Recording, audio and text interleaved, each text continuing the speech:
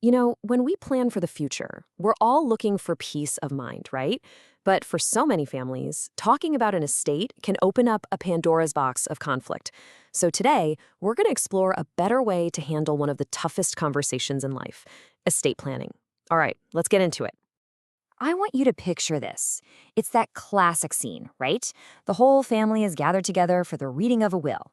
You can feel the tension in the air. But what actually happens after those final words are read? Well, the reality is, for way too many families, that moment isn't about closure at all. It's actually the starting gun for a painful, drawn-out conflict that can absolutely tear relationships apart. So, what is going on here? What's at the heart of this? Well, we can call it the inheritance dilemma.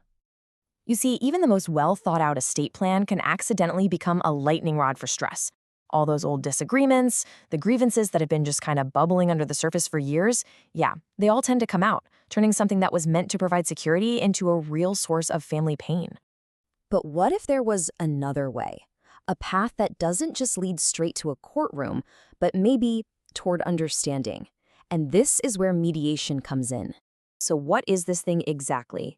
Well, estate planning mediation is a totally private and confidential process. And the key here, and this is super important, is that the family members themselves, with the help of a neutral guide, work to find solutions together. The whole point is to avoid a public court battle. Now, the mediator's role here is huge. But let's be really clear. They are not a judge. They don't take sides. They don't make the decisions for you. Their job is to guide the conversation, to help manage all those tough emotions that are bound to come up, and to basically create a safe space where everybody actually feels heard. They're there to help the family find their own solutions. Okay, so how does this whole collaborative approach really stack up against the traditional old-school way of just going to court? Well, the difference is pretty much night and day. And this right here, this just cuts straight to the core of it. Mediation is built from the ground up on cooperation. Litigation, well, by its very nature, it's built on conflict. One approach aims to bring people together, while the other pits them against each other. And this table really lays out how that all plays out in the real world. In mediation, you stay in control of the outcome. In court, you hand all that power over to a judge. But just look at the practical differences. The cost of going to court can be massive, draining the very estate you're fighting over. And the time difference is huge. We're talking weeks or months versus potentially years. And maybe the most important thing of all, mediation is completely private.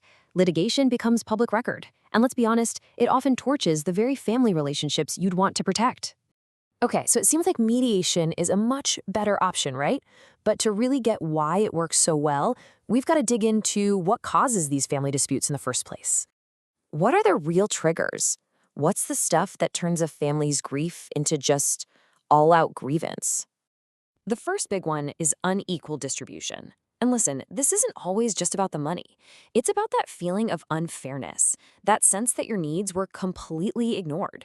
It's about the really powerful emotional attachment we have to things like the family home or a grandparent's wedding ring. Things a court might just see as numbers on a spreadsheet, but that a family sees as their actual history. And the second common trigger, it's often just simple misunderstanding. Legal documents can be full of confusing language or really complex terms.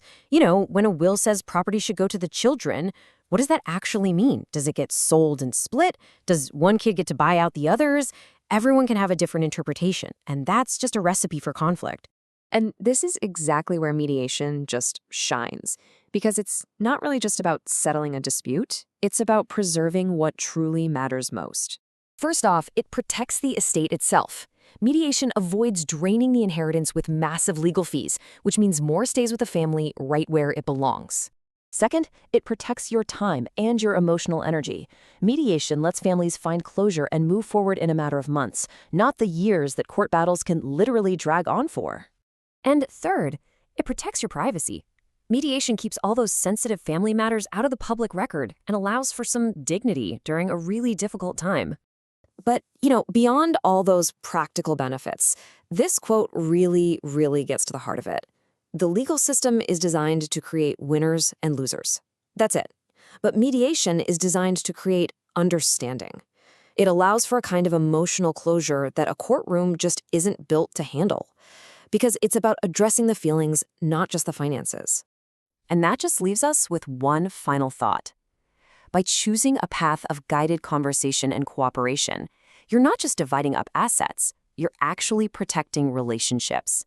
So the real question for all of us is, could having a different kind of conversation today prevent a completely heartbreaking conflict for your family down the road?